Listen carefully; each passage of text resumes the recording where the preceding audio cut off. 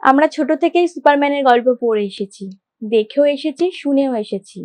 কিন্তু তাও এখনো পর্যন্ত সুপারম্যানের কোনো নতুন মুভি এলে আমাদের কাছে সেটা পুরনো মনে হয় না। তাই দেখে এলাম জেমস গানের সুপারম্যান মুভিটা। হিন্দি ডাব ভার্সনে 3D-তে নতুন সুপারম্যান হিসেবে অভিনয় করেছে ডেভিড কোরেন্স ওয়েট।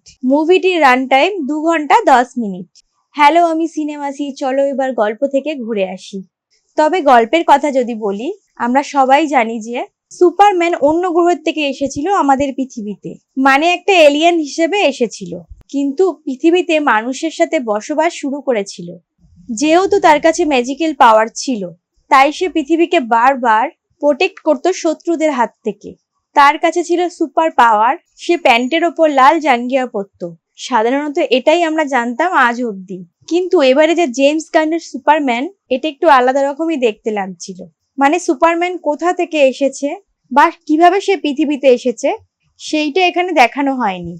এই মুভিটাকে এমন ভাবে তৈরি করা হয়েছে যাতে দর্শকদের একবারে মন ছুঁয়ে যেতে পারে, বিশেষ করে সুপার হিরো লাভার্সদের কাছে।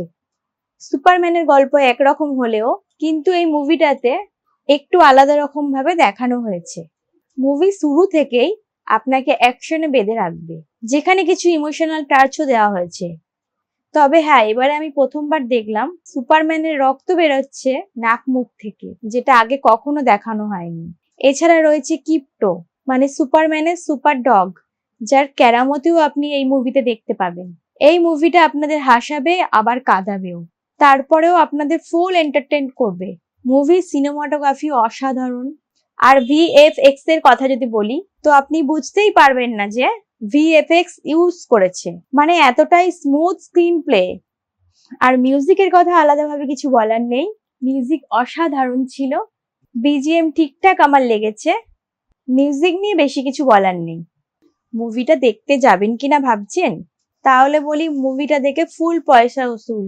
কারণ মুভিটার মধ্যে ফুল এন্টারটেনমেন্ট রয়েছে। 1 সেকেন্ডও আপনাকে বোর করবে না, আপনাকে সিট ছেড়ে উঠতেই দেবে না।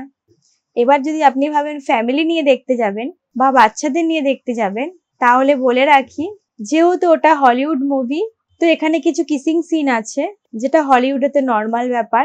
কিন্তু আপনারা যদি মনে করেন এটা নর্মাল ব্যাপার, তাহলে বাচ্চাদের নিয়ে যেতেই পারেন। সিনেমাসির তরফ থেকে এই মুভিটার রেটিং 5-এর মধ্যে 4। আজকের মতন এখানেই শেষ। আবার দেখা হবে নতুন কোনো ভিডিওতে। আর সাবস্ক্রাইব করতে কিন্তু একদম ভুলবেন না। টাটা।